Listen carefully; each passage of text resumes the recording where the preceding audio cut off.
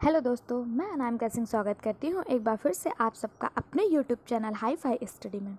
Friends, यह हमारा biology का फाउंडेशन बैच चल रहा है जिसमें आज हम आपको मानव सर्कुलेटरी सिस्टम के बारे में अर्थात मानव संचार प्रणाली के बारे में बताएंगे।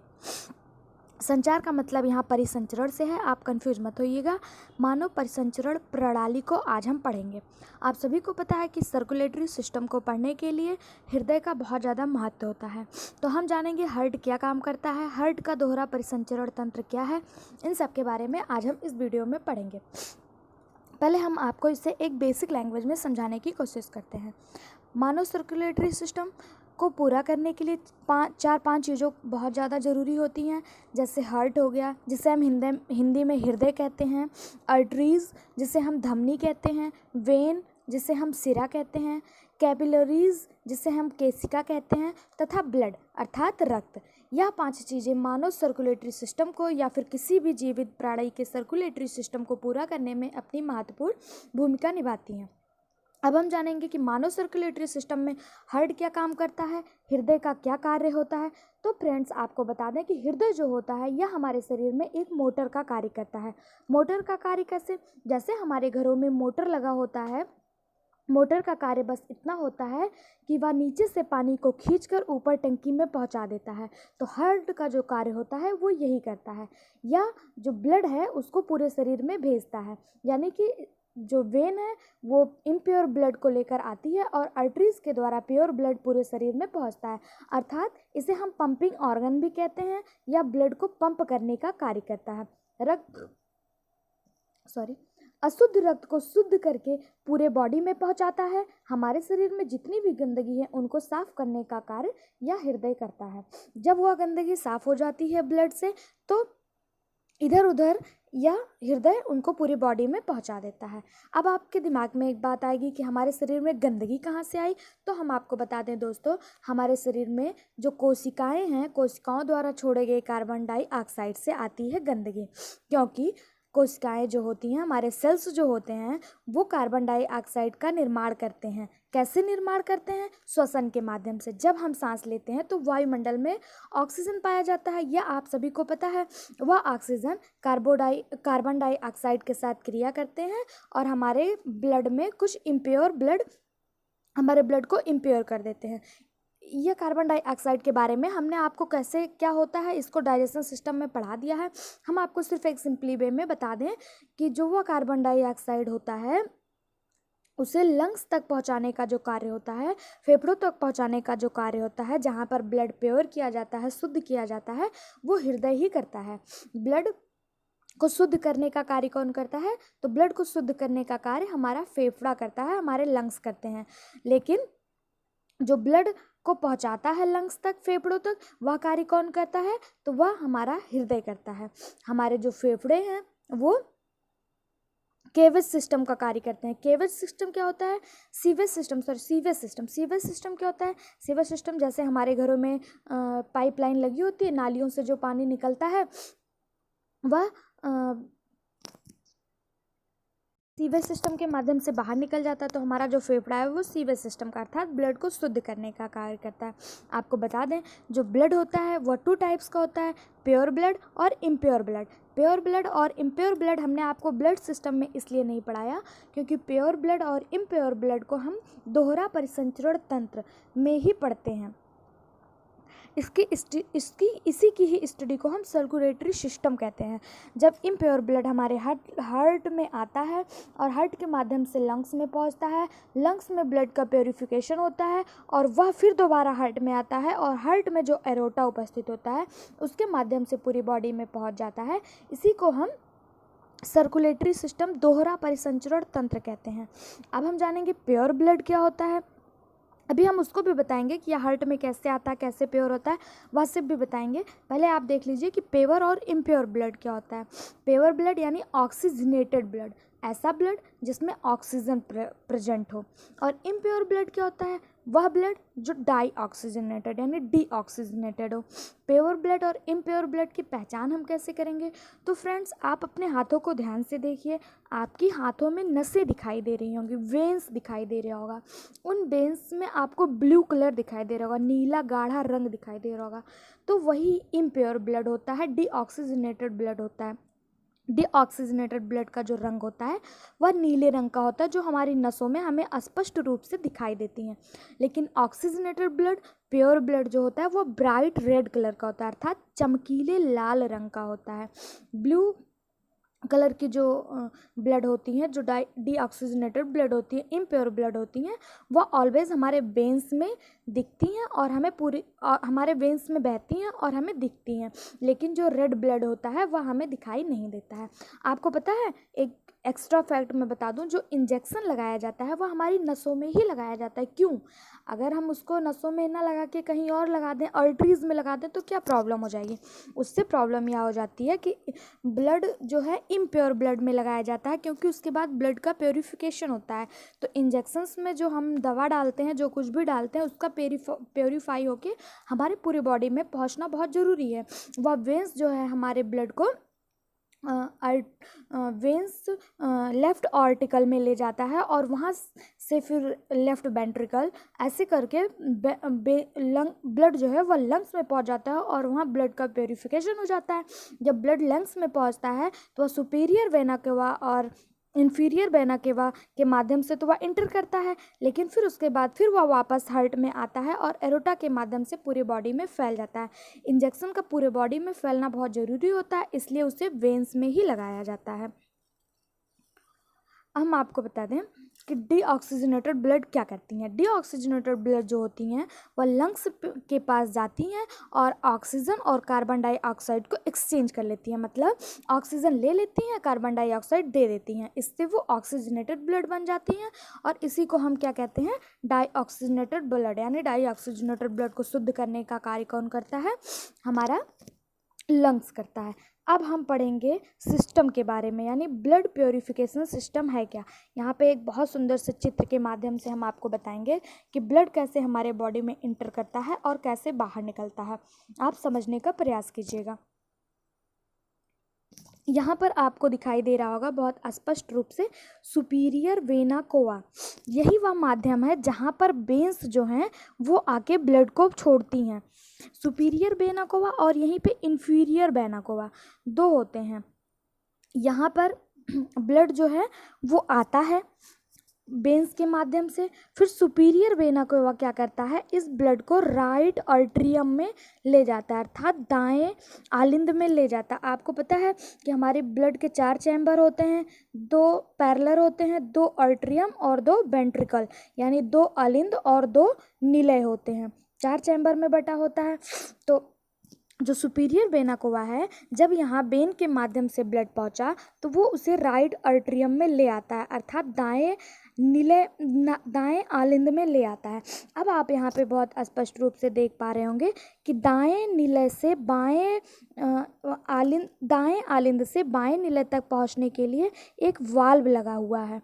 यह वाल्व को हम ट्राइकास्पिड वाल्व कहते हैं। ट्राइकास्पिड वाल्व का क्या कार्य है? जो ब्लड यहाँ से आता है यह वापस इसी माध्यम से ना चला जाए, इसीलिए ये वाल्व लगा होता है जो केवल एक तरफा खुलता है। यह जब यहाँ से अशुद्ध ब्लड आया राइट वेंट्रिकल में तो यह वाल्व खुला और दोबारा बंद हो जाता है। क्यों बंद हो जाता है? जिससे यह ब्लड वापस ऊपर ना जा पाए। फिर आप देखेंगे जब यह राइट वेंट्रिकल में ब्लड आ जाता है, फिर यहाँ से ऊपर जाता है तो आपको यहाँ पर भी एक वाल्व दिखाई देगा जिससे हम पल्मोनरी वाल्व कहते हैं। पल्मोनरी वाल्व, जब यह पल्मोनरी वाल्व भी 1 साइडेड खुलता है, यह इसको यहाँ पर ले जाता है। ब्लड को कहाँ पर ले जाने का कार्य करता है? पल्मोनरी आर्टरीज में। पल्मोनरी वाल्व के द्वारा राइट वेंट्रिकल से ब्लड पल्मोनरी आर्टरीज में जाती हैं। जब ब्लड पल्मोनरी आर्टरीज में पहुंचती हैं तो पल्मोनरी आर्टरीज के यहीं पे लंग्स लगा होता है। क्या लगा होता है? लंग्स लगा होता है। पल्मोनरी आर्टरीज से ब्लड लंग्स में जाती हैं और यहाँ लंग्स में ब्लड का प्योरीफिकेशन किया जाता है और पुनः इसे पल्मोनरी वेन के द्वारा पल्मोनरी वेन के द्वारा शुद्ध ब्लड। आपको बता दें कि पल्मोनरी आर्टरीज और पल्मोनरी वेन ये एक्सपेक्शन के रूप में कार्य करती हैं। ये जो है अपवाद के रूप में कार्य करती हैं। कैसा अपवाद? ये हमने आपको बताया कि जो आर्टरी होती है, जो हमारी धमनियाँ होती हैं, वहाँ शुद्ध ब्लड बहता है, लेकिन यहाँ पे आप देख रहे हैं कि पल्मोनरी धमनी जो है वह अशुद्ध ब्लड ले जाने का कार्य कर रही है। और जो वेन्स होती हैं, हमने आपको पहले लाइन में बताया था कि वह अशुद्ध ब्लड ले जाती हैं, इम्प्योर ब्लड ले जाती हैं, लेकिन यहाँ पर आप देख रहे हैं कि वेन्स जो हैं वो शुद्ध ब्लड ला रहे हैं। तो पल्मोनरी आर्टरी और पल्मोनरी वेन्स जो होती हैं वो अपवाद के रूप में कार्य करती हैं। अब जब यहाँ से शुद्ध ब्लड पल्मोनरी वेन्स के माध्यम से हार्ट में यानी लेफ्ट ऑरिकल में, लेफ्ट आलिंद में प्रवेश करता, आर्ट्रियम में लेफ्ट आलिंद में प्रवेश करता है, बाएं आलिंद में प्रवेश करता है, तो आप यहाँ पे देखेंगे एक वाल्व लगा हुआ है जिसे हम मिट्रल वाल्व कहते हैं। इसको हम क्या कहते हैं? मिट्रल वाल्व कहते हैं। इसी मिट्रल वाल्व के माध्यम से मिट्रल वाल्व खुलता है और ब्लड जो है आ जाता है कहाँ पे? लेफ्ट वेंट्रिकल में। जब मिट्रल वाल्व के माध्यम से ब्लड लेफ्ट वेंट्रिकल में आ जाता है और शुद्ध ब्लड, अब यहाँ से क्या आ रहा है? शुद्ध ब्लड आ रहा है, लेफ्ट वेंट्रिकल में आता है, और फिर ये एरोटिक वाल्व आप यहाँ पे देख रहे हैं, एरोटिक वाल्व लगा है, उसके माध्यम से ब्लड फिर कहाँ चला जाता है? अरोटा में। अरोटिक वाल्व के माध्यम से ब्लड कहाँ चला जाता है? अरोटा में। अरोटा का क्या कार्य होता है? अब अरोटा यहाँ से पूरे ब्लड को पूरे होल बॉडी में पहुँचा देती है। एक बार फिर से देख लेते हैं। सुपीरियर वेना कोवा और इंफीरियर वेना कोवा में वेन के माध्यम से इम्प्योर ब्लड यानी कि अशुद्ध ब्लड जो है वह राइट आर्ट्रियम यानी कि दाएं आलिंद में आता है। दाएं आलिंद में ट्राइकास्पिड वाल्व लगा होता है। ट्राइकास्पिड वाल्व खुलता है और blood, impure blood right ventricle अर्थात दाएं निलय में पहुंच जाता है। दाएं निलय में जब अशुद्ध ब्लड पहुंचता है तो वहां पे पल्मोनरी वाल्व लगा होता है। पल्मोनरी वाल्व खुलता है और इम्प्योर ब्लड जो है पल्मोनरी आर्टरी में पहुंच जाता है। पल्मोनरी आर्टरी के बाद पल्मोनरी आर्टरी जो है या इम्प्योर ब्लड को लंग्स तक पहुंचाने का कार्य करती है, फेफड़ों तक पहुंचाने का कार्य करती है, और ये फेफड़े ब्लड्स को शुद्ध करने का कार्य करते हैं, ब्लड को प्योरीफाई करते हैं। जब लंग्स में ब्लड प्योरीफाई हो जाता है तो वह ब्लड्स जो है लेफ्ट आर्ट्रियम में पहुंचता है। कहाँ पर पहुंचता है? अभी हमने आपको बताया था लेफ्ट आर्ट्रियर में पहुंचता है। किसके थ्रू? पल्मोनरी वेन्स के थ्रू। पल्मोनरी वेन्स यानी जिसे हम फुसफुस नसें कहते हैं, उसके माध्यम से या लेफ्ट वेंट्रिकल में पहुंचता है। लेफ्ट आर्टिकल में पहुंचता है। लेफ्ट आर्टिकल के पास एक वाल्व लगा होता है जिसे मिट्रल वाल्व कहते हैं। ये खुलता है और प्योर ब्लड लेफ्ट वेंट्रिकल में पहुंच जाता है। लेफ्ट वेंट्रिकल से ब्लड अरोटियल वाल्व के माध्यम से अरोटा में पहुंचता है और अरोटा का जो कार्य है वह ब्लड को पूरे बॉडी में पहुंचाने का कार्य होता है। अब हम आपको एक बार फिर से समझा देते हैं, आप ध्यान से सुनिएगा, उम्मीद है आपको समझ में आ गया होगा। हमारा हृदय जो है, हमारा हार्ट जो है वह 4 भागों में बटा होता है, 2 आलिंद और 2 निलय, लेफ्ट आर्टिकल और लेफ्ट वेंट्रिकल, राइट आर्टिकल और राइट वेंट्रिकल, 2 भागों में बटा होता है। शरीर जो है, शरीर का जितना कचरा है वह आर्ट्रियम में जाता है, बाएं आलिंद में ही इम्प्योर ब्लड आता है सुपीरियर वेना कोवा और इन्फीरियर वेना कोवा के माध्यम से। सुपीरियर वेना कोवा और इन्फीरियर वेना कोवा को हम महाशिरा कहते हैं हिंदी में। उसके माध्यम से यह राइट आर्ट्रियम में दाएं आलिंद में आता है। दाएं आलिंद से दाएं निलय में इनफिक्सिव वाल्व लगा होता है, जिसको हमने आपको बताया कि यह ट्राइकास्पिड वाल्व के माध्यम से राइट वेंट्रिकल में पहुंच जाता है। राइट वेंट्रिकल में एक वाल्व लगा होता है जिससे हम पल्मोनरी वाल्व कहते हैं। पल्मोनरी वाल्व खुलता है और ब्लड पल्मोनरी आर्टरीज में पहुंच जाता है। पल्मोनरी आर्टरीज जो है वो ब्लड को लंग्स तक पहुंचाने का कार्य करती है, जहाँ ब्लड प्योर होता है और ब्लड प्योर होकर दोबारा पल्मोनरी वेंस के थ्रू लेफ्ट ऑरिकल में पहुंचती है। लेफ्ट ऑरिकल में एक वाल्व लगा होता है मिट्रल वाल्व, जिससे हम लेफ्ट वेंट्रिकल में पहुंचती है ब्लड, और लेफ्ट वेंट्रिकल से एक वाल्व लगा होता है जिसे हम एरोटिक वाल्व कहते हैं, वहां से ब्लड अरोटा में पहुंचती है और पूरे बॉडी में फैल जाती है। उम्मीद है आपको यह दोहरा परिसंचरण तंत्र समझ में आ गया होगा। इसी को दोहरा परिसंचरण तंत्र कहते हैं। अब इससे रिलेटिव हम आपको कुछ क्वेश्चन भी कराएंगे, आप परेशान मत होइए, आपको अभी फटाफट यहीं पे सारी चीज़ें याद हो जाएंगी। बस हम आपसे जो पूछते जाएं उसे आप अपने मन में रिवीजन करते जाइएगा, उसका जवाब देते जाइएगा। हम आपसे पहला क्वेश्चन पूछ रहे हैं। पहला क्वेश्चन है, हमारे शरीर का सारा शुद्ध रक्त कौन लेकर जाता है? हमारे शरीर का सारा अशुद्ध रक्त जो इम्प्योर ब्लड है वह कौन लेकर जाता है? तो इसका जवाब है सुपीरियर और इन्फीरियर वेना कोवा, अर्थात सुपीरियर और इन्फीरियर वेना कोवा, जिसे हम हिंदी में महाशिरा कहते हैं, वह अशुद्ध ब्लड को लेकर जाते हैं। दूसरा प्रश्न है, वेना कोवा ने ब्लड कहाँ पहुँचाया? सुपीरियर और इन्फीरियर वेना कोवा ने ब्लड को कहाँ पर पहुँचाया?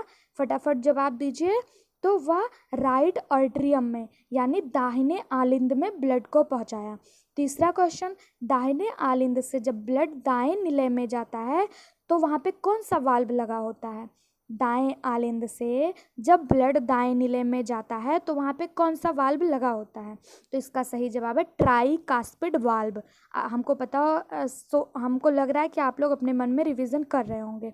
अगर पसंद आ रहा हो तो चैनल को शेयर करना मत भूलिएगा तथा सब्सक्राइब भी कर लीजिएगा, बेल आइकन पर क्लिक कर लीजिएगा, जिससे इस तरह के सारे वीडियोज़ आप तक अवेलेबल हो सके। तो दाएं आलिंद से जब ब्लड दाएं निलय में जाता है तो वहाँ पे कौन सा वाल्व लगा होता है? बीच में ट्राइकास्पिड वाल्व लगा होता है। अगला क्वेश्चन सुनिए, दाएं निलय में पहुंचकर अशुद्ध रक्त शुद्ध होने के लिए कहाँ जाता है? दाएं निलय में पहुंचकर अशुद्ध जो रक्त है वह शुद्ध होने के लिए कहाँ जाता है? तो वह लंग्स में जाता है। लंग्स में या किस पाइप के माध्यम से जाता है? तो पल्मोनरी आर्टरी के माध्यम से, फुसफुसीय धमनी के माध्यम से या लंग्स में जाता है। दाएं निलय से पल्मोनरी आर्टरी में जब ब्लड आता है तो वह कौन सा वाल्व के माध्यम से आता है? तो पल्मोनरी वाल्व के माध्यम से आता है। पल्मोनरी आर्टरी से ब्लड कहाँ पहुँचता है? पल्मोनरी आर्टरी से ब्लड लंग्स में पहुँचता है। अगला क्वेश्चन है, लंग्स ने क्या किया था ब्लड को? तो लंग्स जो है वो ब्लड को प्योरीफाई करने का कार्य किया। नेक्स्ट क्वेश्चन, प्योर ब्लड किस वेन के माध्यम से पहुंचा दोबारा हार्ट में? तो पल्मोनरी वेन्स के माध्यम से। प्योर ब्लड किस वेन के माध्यम से हार्ट में पहुंचा? पल्मोनरी वेन्स के माध्यम से, फुसफुसीय नसों के माध्यम से पहुंचा। अब कहाँ पहुंचा? तो लेफ्ट ऑर्टिकल में। प्योर ब्लड पल्मोनरी वेन्स के माध्यम से कहाँ पहुँचा? तो लेफ्ट आर्टरियम में यानी दाएं आलिंद में पहुँचा। दाएं आलिंद में जब निलय से ब्लड गया तो कौन सा वाल्व लगा था? तो वहाँ पे मिट्रल वाल्व लगा था, जिसे हम बाइकॉस्पिड वाल्व भी कहते हैं। बाइकॉस्पिड वाल्व और मिट्रल वाल्व एक ही वाल्व को कहते हैं, कंफ्यूज मत होइएगा। बाएं निलय से, बाएं आलिंद से जब बाएं निलय में ब्लड जाता है तो कौन सा वाल्व लगा होता है? मिट्रल वाल्व लगा होता है। फिर लेफ्ट वेंट्रिकल में ब्लड प्योर या इम्प्योर, कौन सा ब्लड पहुंचता है लेफ्ट वेंट्रिकल में? तो आप यहाँ पे देख रहे हैं लेफ्ट वेंट्रिकल में प्योर ब्लड पहुंचता है, लेफ्ट वेंट्रिकल में। अगला क्वेश्चन, प्योर ब्लड किसके माध्यम से पूरे शरीर में जाएगा? तो हमने आपको बताया था प्योर ब्लड अरोटा के माध्यम से पूरे शरीर में जाएगा। अगला देखिएगा, अरोटा के गेट पे कौन सा वाल्व लगा होता है? ये जो वाल्व है यहाँ पे कौन सा वाल्व लगा होता है? तो यहाँ पे जो होता है वो अरोटा वाल्व यानी अरोटिक वाल्व जिसे कहते हैं वह लगा होता है। फिर नेक्स्ट क्वेश्चन है, महाधमनी जिसे हम अरोटा कहते हैं, ब्लड ले जा रही है कैसा, शुद्ध या अशुद्ध? तो वह शुद्ध ब्लड ले जा रही है। महाधमनी शुद्ध ब्लड कहाँ ले जा रही है? तो पूरे बॉडी में ले जा रही है। फिर देखिए, प्योर ब्लड अपना ऑक्सीजन पूरे शरीर में पहुंचा देता है। जहां से ऑक्सीजन पहुंचाता है वह इम्प्योर ब्लड को कलेक्ट किया जाता है और कहाँ लाकर डाला जाता है? तो फिर से दोबारा वही क्रिया होती है कि जो अरोटा है या प्योर ब्लड को पूरे बॉडी में पहुंचा देता है। फिर से ऑक्सीजन पहुंचने के बाद जहां ऑक्सीजन पहुंचता है वहां कार्बन डाइऑक्साइड भी तो होगा, कार्बन डाइऑक्साइड को कलेक्ट किया जाता है और वेन के माध्यम से दोबारा फिर superior vena cava, inferior vena cava के माध्यम से राइट आर्टरी में ब्लड को ले आया जाता है। ये दाहिने अलिंद वही प्रोसेस को दोबारा दोहराते रहते हैं, फिर यही प्रोसेस हमेशा चलता रहता है और इसी को हम दोहरा परिसंचरण तंत्र के रूप में जानते हैं। हमारे शरीर में ब्लड हार्ट के माध्यम से 2 बार चक्कर लगाता है, जिसे हम दोहरा परिसंचरण तंत्र कहते हैं। जो भी चीज़, अब हम आपको बता दें पल्मोनरी आर्टरी और पल्मोनरी वेन के बारे में कि यह एक्सपेक्शन कैसे है, तो आप ये समझ लीजिए कि अपवाद का कार्य कैसे कहता है। जो भी चीज़, चाहे वह शुद्ध ब्लड हो या अशुद्ध ब्लड हो, वेंट्रिकल से बाहर निकलेगी, वेंट्रिकल से बाहर निकलेगी, ध्यान दीजिएगा, वेंट्रिकल से बाहर निकलेगी, उसका नाम आर्टरीज होगा। चाहे वह शुद्ध ब्लड ले जा रही हो और चाहे वह अशुद्ध ब्लड ले जा रही हो। अशुद्ध जो आर्टरीज में आकर गिरेगा वह वेन्स कहलाएगा, अशुद्ध जो है वह आर्टरियम में आके गिरेगा और वह क्या कहलाएगा, वेन कहलाएगा। उम्मीद है आपको इतना समझ में आ गया होगा। अब एक बार हम अपने चैप्टर की रीडिंग लगा लेते हैं। इसके बारे में पूरा हमने आपको समझा दिया है, उम्मीद है आपको समझ में आया होगा। एक बार हम रीडिंग लगा लेते हैं। मानव संचार प्रणाली में धमनियाँ, सिराओं और केशिकाओं का एक नेटवर्क होता है जिसके माध्यम से रक्त पंप होता है। हमने आपको इसको पूरी तरह से समझा दिया है, अब एक बार पढ़ लीजिए। इसकी प्राथमिकता भूमिका शरीर के विभिन्न हिस्सों को आवश्यक पोषक तत्व और खनिज और हार्मोन्स प्रदान करना है। संचार प्रणाली कोशिकाओं और ऊतकों के चयापचय अवशिष्ट और विषाक्त पदार्थों को इकट्ठा करने या शरीर से बाहर निकालने के लिए भी जिम्मेदार होती है। संचार प्रणाली को हम परिसंचरण प्रणाली के रूप में समझेंगे। अब हम देखेंगे परिसंचरण प्रणाली में 5 पार्ट हैं: हृदय, धमनी, सिरा, केशिका और ब्लड। इनका क्या कार्य है इसके बारे में हमने आपको बहुत अच्छे से समझाया है। हृदय के बारे में पढ़ लेते हैं। हृदय का आकार त्रिकोणीय होता है, अर्थात ये ट्राईएंगुलर होता है और यह हृदय की मांसपेशियां नामक विशेष मांसपेशी से बना होता है। स्पेशल मसल्स से इसका निर्माण होता है। हृदय में 4 हिस्से होते हैं जिसे हम कक्ष के रूप में जानते हैं।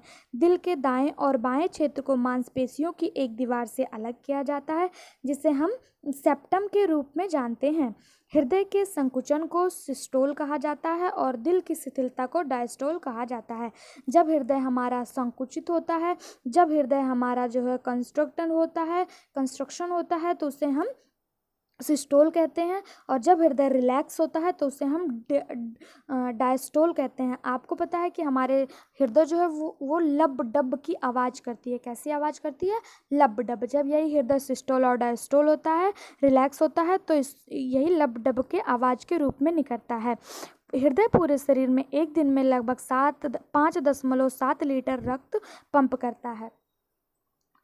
दिल छाती के केंद्र में स्थित और बाईं ओर थोड़ा केवल ज़्यादा फैला होता है, अर्थात यह बीचों बीच में होता है लेकिन बाईं ओर इसका जो हिस्सा है वह थोड़ा सा फैला हुआ होता है। यह हृदय या मानव हृदय का बहुत सुंदर सा चित्र आपको दिखाया गया है जिसमें सारी चीज़ें सुपीरियर वेना कोवा से लेकर अरोटा तक की सारी चीज़ें दी गई हैं, जिसके बारे में हम आपको डिस्क्राइब कर चुके हैं, इनके कार्य को हम आपको बता चुके हैं। अब देखेंगे हृदय की संरचना। हृदय की संरचना जो होती है या आप पढ़ लीजिए, हृदय की दीवार 3 परतों से बनी होती है: एपिकार्डियम, मायोकार्डियम और एंडोकार्डियम। एपिकार्डियम क्या है? यह हृदय की सबसे बाहरी परत है। यह एक पतली परत वाली झिल्ली से बना होता है जो बाहरी अनुभाग को लुब्रिकेट और संरक्षित करने का कार्य करता है।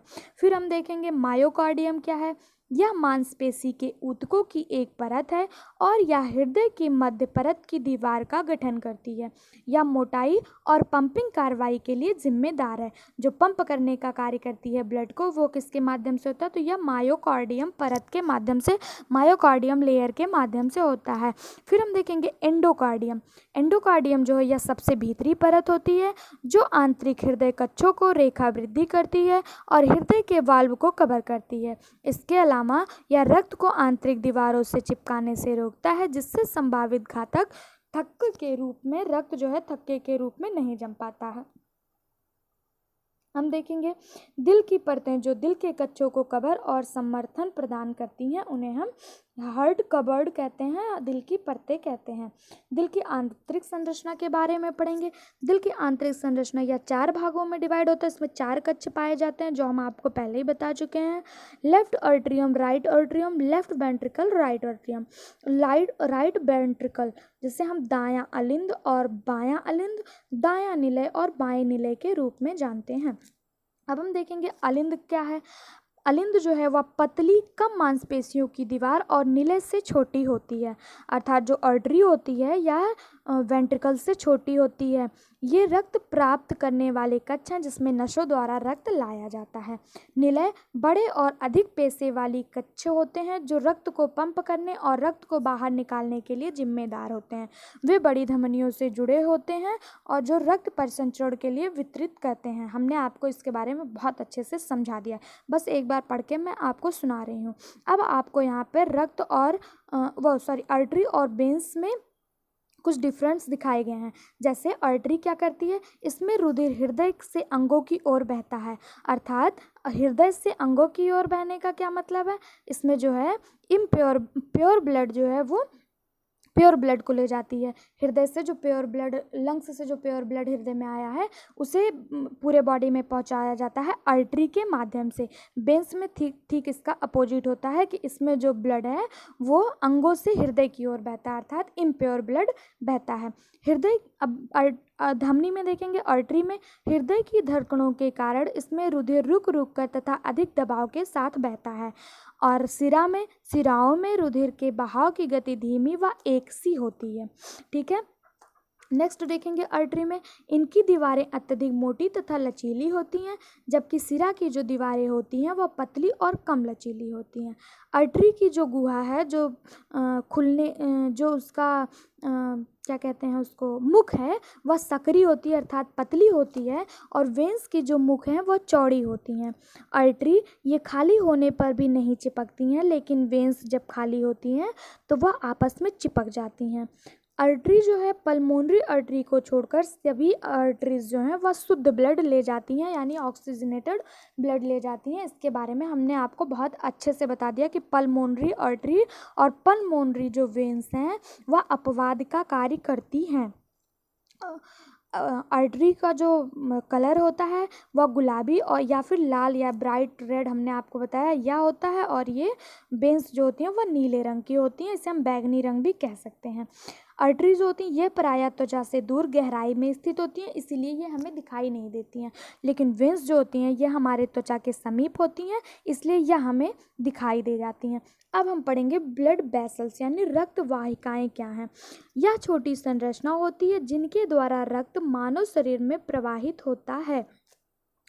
रक्त वाहिकाओं में आमतौर पर निम्नलिखित शामिल हैं, जैसे वेन्स हो गई, आर्टरीज हो गई, कशेकाएँ हो गई, ये सारी रक्त कोशिकाओं में शामिल होती हैं। वेन्स जो है, सिराएं जो हैं, नसेंहीन और श्रेष्ठ वेना कोवा के माध्यम से हृदय को ऑक्सीजन रहित रक्त की आपूर्ति करती हैं, और यह अंत में दायां आर्टरियम में जाती हैं। केशिकाओं का क्या काम है, कैपिलरीज का क्या काम है, यह छोटी ट्यूब जैसी वाहिकाएं होती हैं जो धमनियों से नसों के बीच एक नेटवर्क बनाती हैं। धमनियाँ क्या होती हैं, यह दीवार से लगी हुई नलिकाएं होती हैं जो मुख्य रूप से शरीर के अन्य सभी हिस्सों में ऑक्सीजन युक्त रक्त की आपूर्ति में शामिल होती हैं। धमनियों में सबसे बड़ी है और यह पूरे शरीर में विभिन्न छोटी छोटी धमनियों में बंद होती है। अब हम देखेंगे, यह आपको चित्र दिखाया गया है जहाँ से आपको दिखाया गया है कि जो ब्लड है वह कैसे पल्मोनरी आर्टरी में कहाँ कहाँ जाता है, कैसे कैसे निकलता है, ब्लड लंग्स में कैसे उसका प्योरीफिकेशन होता है, और वह फिर वापस पूरे बॉडी में पहुँच जाता है हार्ट के माध्यम से। फिर हम देखेंगे वाल्व हमने आपको बताया कई सारे वाल्व थे, जैसे pulmonary valve, tricuspid valve, dicuspid valve, bicuspid valve, aortic valve, mitral valve. तो इन सब के बारे में पढ़ेंगे, इसका क्या कार्य है। वाल्व नसों के बीच हृदय कक्षों में स्थित रेशेदार ऊतकों के फ्लैप होते हैं। वे सुनिश्चित करते हैं कि रक्त एक ही दिशा में बहता रहे। फ्लैप्स रक्त को पीछे की ओर बहने से भी रोकते हैं। उनके कार्य के आधार पर वाल्व दो प्रकार के होते हैं, अर्थात जो है वाल्व जो है यह एक तरफा कार्य करता है। इसका जो दरवाज़ा है वह एक तरफ से ही खुलता है जिससे ब्लड वापस ना आ जाए। इसके दो प्रकार के हैं, एक एट्रियोवेंट्रिकल वाल्व और दूसरा semi lunar valve. Ventricular valve क्या है, तो वेंट्रिकल्स और अट्रिया के बीच स्थित है। बाएं वेंट्रिकल्स और राइट अरेट्रियम के बीच का वाल्व ट्राइकास्पिड वाल्व, और जो बाएं वेंट्रिकल और बाएं अरेट्रियम के बीच का स्थित है उसे हम माइट्रिकल वाल्व के रूप में जानते हैं। सेमी लूनर वाल्व क्या है? तो बाएं वेंट्रिकल और महाधमनी के बीच स्थित है। यह फुफ्फुस धमनी और दाएं वेंट्रिकल के बीच स्थित है। यह सब हम आपको बहुत अच्छे से समझा चुके हैं। इसके कुछ इंपॉर्टेंट फैक्ट्स देख लेते हैं जो एग्जाम के लिए फैक्ट्स के रूप में ही दे देता है। इसको समझना नहीं है, इसको याद करना पड़ता है। जैसे औसतन दिल एक दिन में लगभग 1 लाख बार धड़कता है, अर्थात जीवन काल में लगभग 3 बिलियन धड़कता है। या पूछा जाता है कि एक दिन में हृदय कितनी बार धड़कता है? तो लगभग 1 लाख बार धड़कता है। औसतन पुरुष का दिल लगभग 280 से 340 ग्राम यानी कि 10 से 12 औंस का होता है, और महिलाओं का जो हृदय होता है वह 2 से 30 से 280 ग्राम तक होता है, यानी औसतन 8 से 10 औसतन होता है के आसपास होता है। एक वयस्क दिल प्रति मिनट लगभग 60 से 80 बार धड़कता है, और नवजात शिशुओं का दिल एक वयस्क की तुलना में तेजी से धड़कता है, जो प्रति मिनट 70 से 190 बार धड़कता है। या पूछा जाता है कि वयस्क मनुष्य का दिल कितनी बार धड़कता है? तो 60 से 80 बार धड़कता है, और नवजात शिशु का दिल कितनी बार धड़कता है? तो 70 से 190 बार धड़कता है। अगर यह पूछ लिया जाता है कि दो वयस्क और बच्चों में किसका दिल सबसे तेज धड़कता है, तो बच्चों का दिल सबसे ज़्यादा तेज गति से धड़कता है। औसत के दिल हार्ट की वेट क्या है? तो वह 280 से 340 ग्राम होता है, जबकि महिलाओं के हार्ट का जो वेट है वह 230 से 280 ग्राम तक ही होता है। अगर पूछा जाए एक दिन में दिल कितनी बार धड़कता है, तो लगभग 1 लाख बार दिल धड़कने का कार्य करता है। उम्मीद है यहाँ तक का वीडियो हृदय के बारे में और दोहरा परिसंचरण तंत्र के बारे में आपको सब कुछ समझ में आ गया होगा। लेकिन फिर भी अगर आपका कोई क्वेश्चन इससे रिलेटिव फंसता है तो आप कमेंट बॉक्स में कमेंट करके पूछ सकते हैं, तथा हमारे अबाउट में जाइए और वहाँ पे हमारा टेलीग्राम लिंक दिया हुआ है, जहाँ से आप हमारे टेलीग्राम चैनल को ज्वाइन कर सकते हैं, तथा हमारे फेसबुक कवर को भी ज्वाइन कर सकते हैं। Thank you so much.